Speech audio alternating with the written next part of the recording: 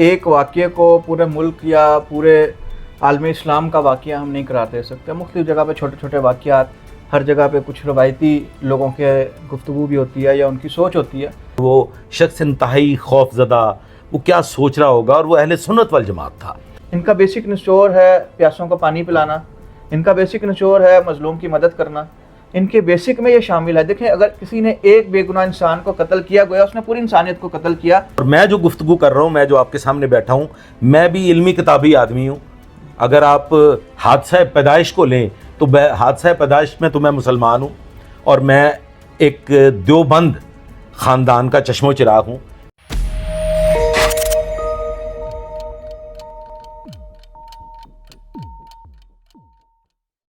बिस्मिल्लाहिर्रहमानिर्रहीम, अस्सलामु अलैकुम। बाबा रवान। द्रोश चित्राल एक अजीब व गरीब वाक़या पेश आया, उस पर गुफ्तगू करना इंतहाई ज़रूरी था, लेकिन मैंने मुनासिब समझा कि अपने मोअज़्ज़ज़ दोस्त सैयद बदर सईद को दावत दूं, जो कि एक स्कॉलर भी हैं और हाफ़िज़े कुरान भी हैं, दीन की निस्बत मुझसे बहुत बेहतर तौर पे जानते हैं। वाक़या यकीनन आप लोगों ने देखा होगा, आपको ब्रैकेट में मैं वो वीडियो भी दिखा रहा हूँ। एक जगह पे एक सबील थी, इंसानियत की खिदमत और मोहब्बत के जज्बा के तहत पानी पिलाया जा रहा था, और वहाँ पे एक अजीब व गरीब वाक़या पेश आया। अस्सलाम वालेकुम शाह साहब। वालेकुम अस्सलाम। शाह साहब, ये मुझे तो बड़ा अजीब सा लगा कि ऐसा क्यों हुआ है कि इंसानियत का मेयार इतना गिर गया है कि हम प्यासों को पानी पिलाने की जो रस्म अज़ल से कायम है, उसको इस बुरे अंदाज में पामाल कर रहे हैं। आपकी इसमें क्या राय है? देखिए, मैं ये समझता हूँ कि एक वाक़ये को पूरे मुल्क या पूरे आलम इस्लाम का वाक़या हम नहीं करार दे सकते। मुख्तलिफ़ जगह पे छोटे छोटे वाक़यात, हर जगह पे कुछ रवायती लोगों के गुफ्तगू भी होती है या उनकी सोच होती है। अदरवाइज़ अगर हम देखें तो इस खित्ते में, बर सग़ीर पाक व हिंद में सदियों से ये रवायत है कि अहले तशी के जुलूस को पानी पिलाने का काम अहले सुन्नत करते हैं। आज भी आप देखें तो अक्सर सबील, हमने तो इस मुहर्रम में आशूरा पे एक विज़िट किया, उस पर व्लॉग भी किया। तो वो रास्ता था जहाँ पे जुलूस में शिरकत के लिए या कि करबला गामे शाह जाने के लिए अकीदतमंद जाती हैं, तो हमने उस रूट पे विज़िट किया। वहाँ पे जितनी सबील थी हम वहाँ पे रुके, हमने वहाँ देखा और मुशाहिदा किया, और उसके बाद व्लॉग किया गाड़ी में, कि उसमें से कोई 80% सबीलें अहले सुन्नत ने लगाई थी। उसकी वजह यह थी कि जो अहले तशी हैं वो तो इमाम बारगाह में, जुलूस में अपनी जो है ये सारी अकीदत का इजहार इसमें मशगूल होती हैं। तो उस रास्ते को ठंडा रखना, वहाँ पानी का छिड़काव करना, वहाँ पे पानी, वहाँ पे खाने का, वहाँ पे दूध की सबील या कुछ और जूस के पैकेट भी ये मुहैया करने का काम हमेशा अहले सुन्नत ने किया। और सिर्फ अहले सुन्नत नहीं, इसमें अगर आप देखें, आप तारीख़ पढ़ें, आप रवायात पढ़ें, और आज भी मौजूद हैं, इसमें मुख्तलिफ़ पैकेजेस भी मीडिया चलाता है। हिंदू, मसीही, दीगर मज़ाहिब के लोग भी जुलूस के रास्ते में सबीलें लगाते हैं। उसकी वजह यह है कि इसका ताल्लुक़ इंसानियत से है। पानी पिलाना हर मज़हब में है। हर वो इल्हामी मज़हब जो अल्लाह की तरफ जाता है, उसमें प्यासे को पानी पिलाना स्वाब का काम है। और ज़ाहिर बात है, इसका भी मकसद भी ये था कि जब लोग जाते हैं तो उनके पास कोई ज़्यादा राह नहीं होता, वो घर से कोई सामान तैयार करके खाने पीने का लेके नहीं जाते, और ना ये मौका होता है। तो उनकी खिदमत, उनको आसानी पहुंचाने के लिए ये रिवायत कायम है। दूसरी इसमें एक और मकसद भी होता है जो मैं समझता हूँ, वो ये है कि अब करबला की जब हम बात करते हैं तो करबला कोई एक छोटा वाक़या नहीं है, ये एक तहरीक है। ये तहरीक क्या है कि जुल्म के ख़िलाफ़, अगर इसमें हिंदू सबील में पानी पिलाते हैं, बल्कि हिंदू जुलूस भी निकालते हैं और ताज़िए भी निकालती हैं, अगर आपको इस खित्ते की रवायत में पता हो, तो इसमें यह होता है कि ये एक तहरीक बन चुकी है। जो वो इकबाल ने भी कहा था, हर कौम पुकारेगी हमारे हैं हुसैन। तो इकबाल ने ये तो नहीं कहा था कि मुसलमान पुकारेंगे, या इकबाल ने ये नहीं कहा था कि अहले तशी पुकारेंगे। उन्होंने कहा हर कौम, इंसानियत को बेदार तो हो लेने दो, हर कौम पुकारेगी हमारे हैं हुसैन। उसकी वजह यह है कि अज़ल से अबद तक खैर और शर की एक लड़ाई है। या आप नेकी के साथ होंगे या आप बदी के साथ होंगे, या आप जुल्म के साथ होंगे या आप कातिल के साथ होंगे या आप मकतूल के साथ होंगे। آپ بیک وقت قاتل اور مقتول کے ساتھ کھڑے نہیں ہو سکتے. بے شک. اور یہ مطلب جس نے ایک شخص کو قتل کیا اس نے پوری انسانیت کو قتل کیا, کسی ایک بے گناہ کو قتل کیا. تو یہ بڑی واضح چیزیں ہیں. اور قاتل کے ساتھ کھڑے ہوا نہیں جا سکتا بلا تفریق مذہب. کوئی مظلوم اگر قتل ہوتا ہے تو آپ قاتل کے ساتھ نہیں کھڑے ہو سکتے, آپ مظلوم کے ساتھ کھڑے. آپ اس واقعے کو کیسے دیکھتے ہیں کہ کچھ لوگ آئے اور وہ آ کے انہوں نے وہاں پہ اللہ کے نور کو, میں تو سمجھتا ہوں پانی بھی ایک طرح سے اللہ کا نور ہی ہے, اور وہ آئے اور ان کو وہ ٹب جو تھے انہیں برے طریقے سے گرا دیا, اور وہ شخص انتہائی خوف زدہ, وہ کیا سوچ رہا ہوگا, اور وہ اہل سنت والجماعت تھا, اور اس پہ کیا گزری ہوگی. بعد ازاں اس میں سوال کرنا چاہوں گا کہ اس واقعے میں اب صلح ہو چکی ہے. دونوں فریقین کو بٹھا کے جو سب ڈویژنل پولیس آفیسر ہیں دروش کے, دروش وادی کا آپ کو پتہ ہے چترال میں بڑی خوبصورت وادی ہے لوئر چترال میں, تو ادھر ایک جرگہ ہوا. اس جرگے میں ہم وہ تصویر بھی شیئر کر رہے ہیں کہ وہ شخص جس نے یہ سب حرکت کی, وہ ان شخص کا ہاتھ پکڑ کے تو وہاں پہ ایک صلح کا پیغام دے رہا ہے. اور وہ جو صاحب ہیں جنہوں نے وہ سبیل لگائی تھی, وہ بیکری کے مالک تھے, ان پہ کیا گزر رہی تھی اور ان کا چہرہ وہ ساری کی ساری تصویر بیان کر رہا ہے, اور پھر اس کی ویڈیو بھی وائرل ہوئی جو بھی ہم پس منظر میں دکھا رہے ہیں. آپ اس پرٹیکولر واقعے کو لے کے حضور صلی اللہ علیہ وآلہ وسلم کے ادوار سے ایک مختصراً جائزہ اپنے ویورز کو ضرور پہنچائیے تاکہ لوگوں کو پتہ چل سکے. اور یہ جو بھی گفتگو ہے ہم یہ صاحبان علم و دانش, صاحبان عقل و فہم کے لیے پیش خدمت ہے تاکہ وہ اس پہ ریسرچ کریں اور غور کریں. دیکھیں اس واقعے کو میں نے جیسے پہلے بیان کیا کہ نہ تو یہ مسلمانوں کی ترجمانی کرتا ہے, نہ یہ پاکستانیوں کی ترجمانی کرتا ہے, نہ یہ واقعہ ہمارے قانون کی روح سے ٹھیک تھا. آپ اس کی وجہ یہ ہے کہ وہ شخص اپنا پانی یا اپنے ایسڈ یا اپنی پراپرٹی لوگوں کو پلا رہا ہے. وہ اس کی ملکیت تھی, اس کو پھر رزق کی بے حرمتی. اچھا, اس کے بعد مقامی سطح پہ کیا مسائل تھے مجھے نہیں پتا, اور نہ میں اس میں جا رہا ہوں کہ وہاں پہ کوئی کشیدگی پھیل رہی تھی نہیں پھیل رہی تھی. بعض اوقات یہ ہوتا ہے کہ کہیں پہ کشیدگی ہو تو اس کو الگ سے ہینڈل کیا جاتا ہے, وہ بھی ذیلی انتظامیہ کر لیتی ہے. اب اس واقعے میں دیکھیں خلفائے راشدین کی بات کریں, حضرت عثمان کا وہ پانی کا کنویں والا پانی کا کنواں انہوں نے نبی صلی اللہ علیہ وسلم کی خواہش پہ کنواں لیا اور فی سبیل اللہ کر دیا. اور وہ اس وقت پہلے شیئرنگ پہ تھا, آدھا کنواں خریدا کیونکہ کنویں کا پانی بکتا تھا. تو جس دن حضرت عثمان کی باری آتی تھی اس دن سب کے لیے وہ مفت ہوتا تھا پانی, اور جس دن دوسری جانب سے آتی تھی مالک کی باری آتی تھی وہ بیچتے تھے. تو ایک وقت آیا کہ لوگوں نے ان کے دن پہ آنا چھوڑ دیا. تو اس کا ایک میسیج ملتا ہے کہ انہوں نے پانی صرف مسلمانوں کے لیے نہیں رکھا تھا. اس وقت وہاں پہ دیگر مسالک بھی موجود تھے, مذاہب موجود تھے, وہاں پہ یہودی بھی تھے, وہاں پہ دیگر بھی تھے, بت پرست بھی تھے. تو اگر دوسرے مالک کا پانی نہیں بک رہا تھا اس کا مطلب ہے کہ دوسرے مذاہب کے لوگ بھی یہاں سے پیتے تھے. تو وہ کیا تھی, وہ سبیل نہیں تھی. کیا وہ پانی وقف کرنے کی روایت حضرت عثمان کی ہے؟ تو اس میں یہ کیا, یہ مطلب اس میں فتاویٰ کی کیا صورتحال ہے, اس پہ مختصراً ذرا فرما دیجئے. سر فتاویٰ تو علماء کرام بہتر جانتی ہیں, لیکن میں یہ سمجھتا ہوں کہ ہم کچھ پانی ہے جسے خاص کیا گیا, چاہے وہ انتظامی حوالے سے ہے چاہے وہ مذہبی حوالے سے, کہیں آب زمزم ہم کھڑے ہو کے پیتے ہیں.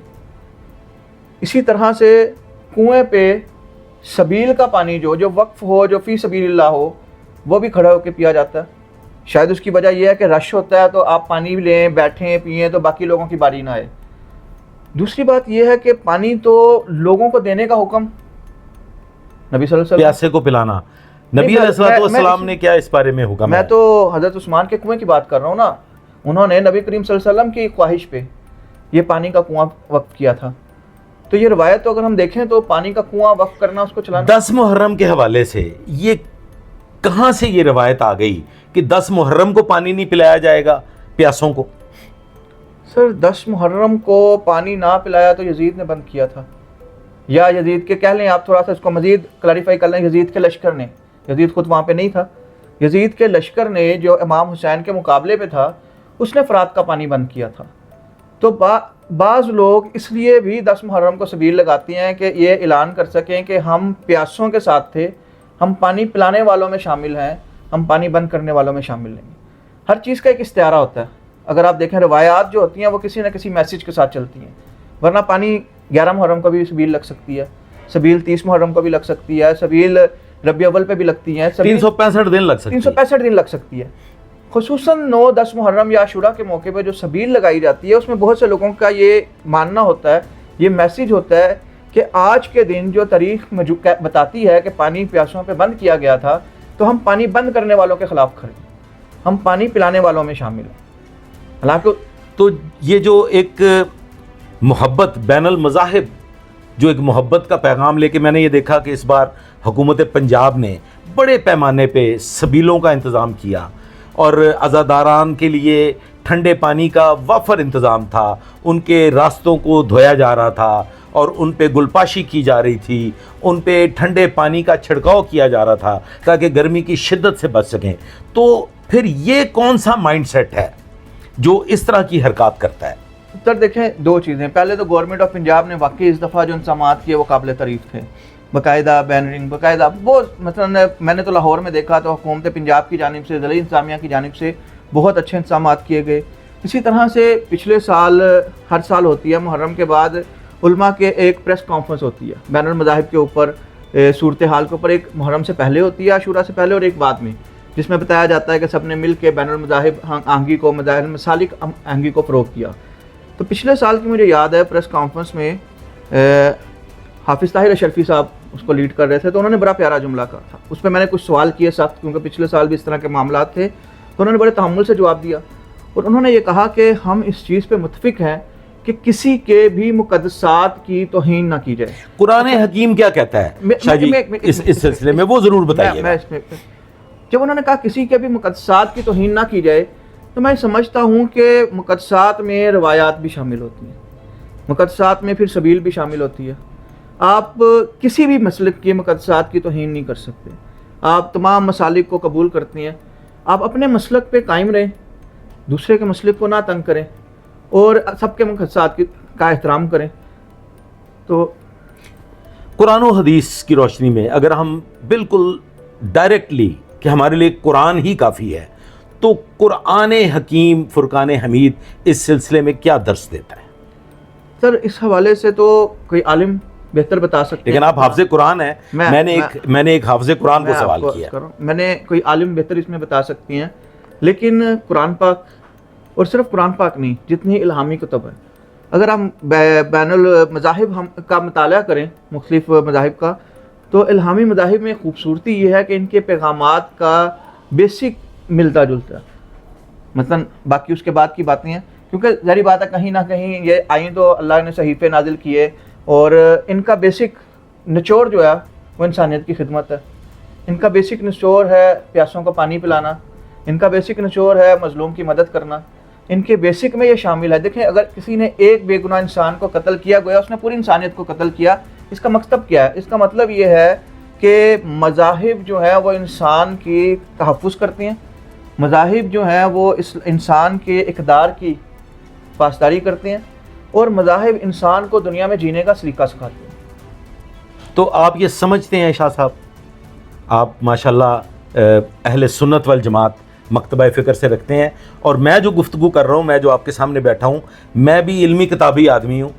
اگر آپ حادثہ پیدائش کو لیں تو حادثہ پیدائش میں تو میں مسلمان ہوں, اور میں ایک دیوبند خاندان کا چشم و چراغ ہوں. میرے والد بزرگوار دیوبندی تھے, اور میری والدہ جو ہیں وہ فقہ جعفریہ سے ان کا تعلق تھا. تو میں ان دونوں معاملات کو علمی اعتبار پہ پرکھنے کے بعد اس نتیجے پہ پہنچا ہوں کہ انسانیت سے بڑا نہ کوئی مذہب ہے, نہ کوئی دین ہے, اور میرے پیدا کرنے والے کا, میرے خالق کا, میرے مالک کا جو سب سے پہلا پیغام ہے وہ انسانیت ہے. تو آپ اس واقعے کی رد کرتے ہیں انسانیت کے اعتبار سے؟ ظاہری بات ہے, اس طرح کے واقعات نہیں ہونے چاہیے. اور میں نے جیسے پہلے کہا کہ یہ کوئی ترجمانی نہیں کرتے, کسی بھی مسلک کی ترجمانی نہیں کرتے, کسی بھی اس کی نہیں کرتے. مطلب اگر آپ اس واقعے میں اس کو بڑا چھوٹا واقعہ سمجھتا ہوں کہ ایک مخصوص چھوٹے سے علاقے کا ایک واقعہ ہوا, اس کو ہائی لائٹ بھی اس لیے ہم نہیں کرنا چاہتے, میں نہیں سمجھتا ہوں نہیں کرنا چاہیے کہ یہ مسلمانوں کی, یہ کسی بھی مسلک کی ترجمانی نہیں کرتا. باقی کہیں پہ پاکستان میں نہیں ہوا, کہیں پہ نہیں ہوا. ہر جگہ پہ اہل تشیع, اہل سنت, دیگر مسالک, دیوبند سب موجود ہیں, اور بڑا اچھا انداز میں ایک دوسرے کا خیال کیا گیا, بڑے اچھے انداز میں سارے معاملات ہوئے, اور اس پہ بڑے عرصے سے علماء کرام کوشش بھی کر رہے ہیں کہ کوئی ایسا واقعہ نہ ہو جو کسی کی دل آزاری کا سبب بنے. تو دل آزاری جو ہے وہ پھر ہر جانب سے ہے, ہر جانب سے اس کا خیال رکھنا ضروری ہے, تمام مسالک کی جانب سے اس کا خیال رکھنا ضروری ہے. اور پھر یہ بات ہے کہ امام حسین, میں نے بعض پوسٹر دیکھی, میں اب آپ نے کیونکہ بات چھیڑ دی, سوشل میڈیا پہ میں نے کچھ دیکھی, امام حسین سب کے ہیں, مولا علی حسین سب کا, حسین رب کا. میں جو بات کروں, امام حسین سب کے ہیں, تمام مسلمانوں کے ہیں, تمام صحابہ کرام سب کے ہیں, نبی کریم صلی اللہ علیہ وسلم سب کے ہیں. یہ ہم نے عجیب سی کلاسیفیکیشن کر دی, اور بعض اوقات اس کلاسیفیکیشن میں ایسے جملے بھی نعوذ باللہ آ جاتے ہیں جو مولا علی, امام حسین یا ان کی شان کے برابر نہیں ہوتے, صرف اس لیے کہ کمپیئر نہیں ہم کر سکتے. سب کا اپنا رتبہ ہے, اپنے درجات ہیں, سب نبی صلی اللہ علیہ وسلم کے حلقہ احباب میں شامل تھے, اور پھر خاندان نبوت اہل بیت جو ہیں, تو اس میں بڑی ہیں. ہم کلاسیفیکیشن کرنے والے کون ہوتے ہیں؟ اب جو امام حسین, اور نہ ہماری وجہ سے درجہ کم یا زیادہ ہو سکتا ہے. مثلا آپ دیکھیں اتنی بڑی دنیا میں, اور 1400 سال گزر گئے, اس سے زیادہ عرصہ ہو گیا, تو ہماری اوقات نہیں. لیکن جب سٹیٹس دیکھتے ہیں, جب سوشل میڈیا پہ کوئی ایسی پوسٹ دیکھتے ہیں, تو لگتا ہے کہ آپ اپنے آپ کو سمجھتے کیا ہیں؟ آپ اپنے آپ کو سمجھتے کیا ہیں؟ آپ کی اوقات کیا ہے کہ خالق کائنات کے پہنچائے گئے, حکم دیے گئے دین میں رد و بدل کر سکیں؟ ہمارے بچپن میں, ہمارے لڑکپن میں, ہماری جوانی میں, اور پھر آج اب سے کوئی 20-25 سال پہلے تک اہل سنت والجماعت اور دیگر مکتبہ ہے فکر کے لوگ محرم الحرام کے ایام میں نظر نیاز, یہ ہوتا ہے نظر اللہ, یہ ہوتی ہے اللہ کے حکم کے, اللہ کے دیے ہوئے رزق کو اللہ کی مخلوق میں تقسیم کرنا. تو میں نے تو کم از کم اپنی تمام زندگی میں یہی دیکھا کہ اہل سنت والجماعت نے جلسے جلوسوں میں آنے جانے والے لوگوں کو پانی بھی پلایا, کھانے بھی کھلائے, اور ان کی خدمت بھی کی. یہ رویہ جو دروش کی وادی میں دیکھنے کو ملا, اس سے یقیناً پورے عالم اسلام کو رنج ہوا, دکھ ہوا. اور میں یہ سمجھتا ہوں کہ چترال کی انتظامیہ اس ایشو کو آئندہ آنے والے وقت میں ایک پرامن فضا قائم کرنے کے لیے ایڈریس کریں گے, اور کوئی ایسا طریقہ کار وضع کیا جائے گا کہ ایسے ناخوشگوار واقعات دوبارہ رونما نہ ہوں. بہت شکریہ عائشہ جی, آپ کی ذرا نوازی. اجازت دیجیے. Thank you.